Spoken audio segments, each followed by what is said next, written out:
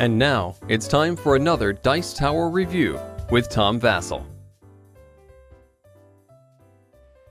TableStar Games is known for their hero card sets, where you mix different genres together with this collectible card game aspect, although there's not a collectability to it. So, this new game that they came out with, Wealth of Nations, really didn't seem to fit their style.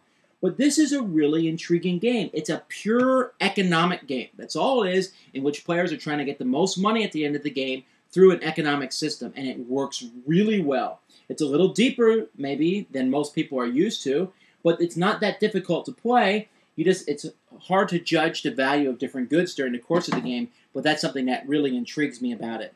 The game takes place on a big board here made of hexagons, and players are going to be building different sections here. Each hex that they build is part of a factory, basically, and when they put hexes together to form a complete circle, like these two hexes together forms 3 blue circles.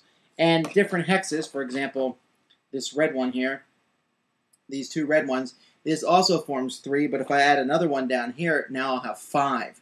And so putting these hexes together, some colors will give more circles, and every circle you get will then produce a resource of the matching type.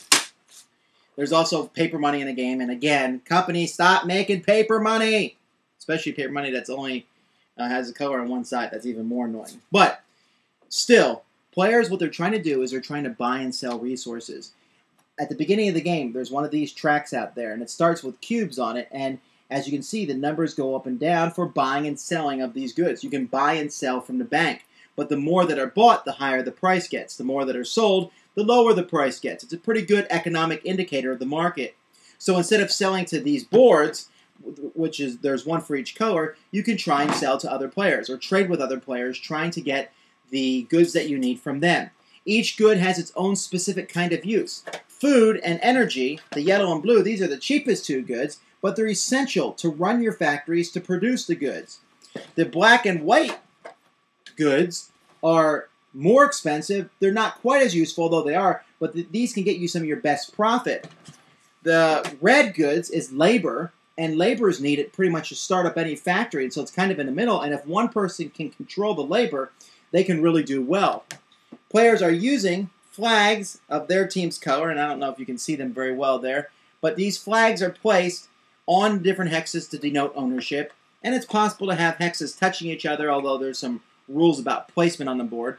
And when the board's completely filled up, whether via flags or by these factories, the game is over and whoever has the most money wins. The game is all about knowing when to buy and sell. When exactly should you buy and sell, and getting your factories up and running so that you can produce more money to buy and sell. There's even purple. These aren't necessarily factories, but these are a way to produce a lot of money. These are banks. And trying to decide when you should build those. Should you try and corner the market on one resource so that no one else can get it, and then you control a trade power in that? And when do you take out these promissory notes? And these are a tough thing. I mean, they're not worth that much money. The first one's gives you $20, the next one's $19, but they all cost $25 to pay back. And you think, well, I'll never go into debt. But in this game, it's very much encouraged. I'm constantly taking promissory notes to get a lot of cash, to build my factories, to buy the resources I want, and then to put them out on the board.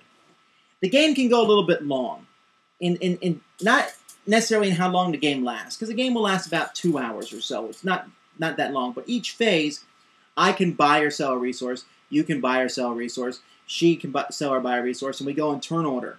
And you do that time and time and time again. And if people are buying a lot back and forth, it can seem a bit repetitive, and I think some people won't like it for that reason.